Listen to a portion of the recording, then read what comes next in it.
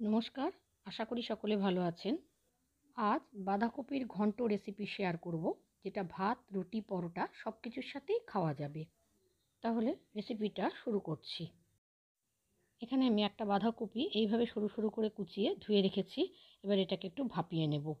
যদিও শীতের প্রথম বাঁধাকপি, না ভাপিয়ে নিলেও চলে, তবুও আমি জলের মধ্যে অল্প লবণ দিয়ে বাঁধাকপিটাকে একটু ভাপিয়ে নিয়েছি। কড়াইতে 5 টেবিল চামচ সর্ষের তেল গরম করে নিয়ে একটা আলুকে একটু ছোট করে কেটে রেখেছি, সেটা দিয়ে দিলাম। অল্প লবণ আর হলুদ গুঁড়ো দিয়ে আলুটাকে আমি ভেজে নিয়েছি।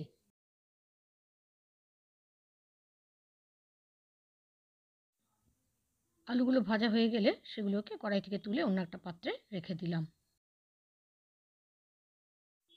এবার ফোড়নে দিলাম 3টে তেজপাতা, 3টে থেতো করা ছোট এলাচ, কয়েকটা করে দারচিনি আর কিছুটা লবঙ্গ। ফোড়নটা কিছুক্ষণ ভেজে নিয়ে দুটো কোচানো পেঁয়াজ কড়াইতে দিয়ে দিলাম। পেঁয়াজটাকে মিডিয়াম ফ্লেমে একটু লাল করে ভেজে নিতে হবে।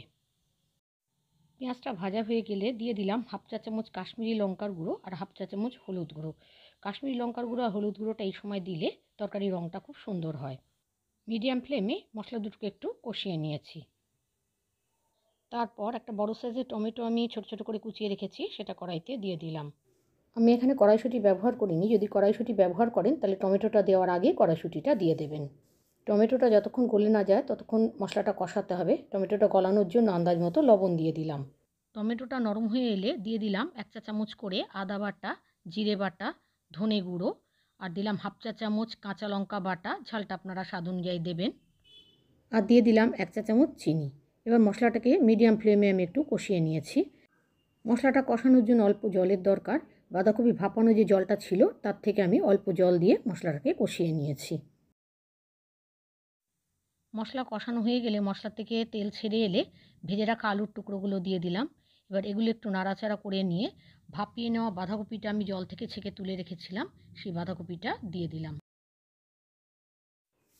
বাঁধাকপিটাকে সমস্ত মশলার সাথে বেশ খানিকক্ষণ নাড়াচাড়া করে নিয়ে রান্না করে নিয়েছি।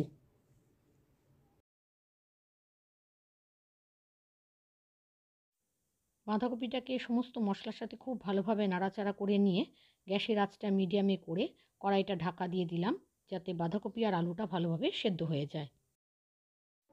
এখানে কিন্তু আলাদা করে কোনো জল ব্যবহার করিনি। 7-8 মিনিট বাদে কড়াইয়ের ঢাকনাটা খুললাম। খুলে এবার দেখে নিতে হবে আলুগুলো সেদ্ধ হয়েছে কিনা। আলু সেদ্ধ হয়ে গেলে দিয়ে দিলাম 1 চা চামচ গরম মশলার গুঁড়ো আর 1.5 চা চামচ ঘি।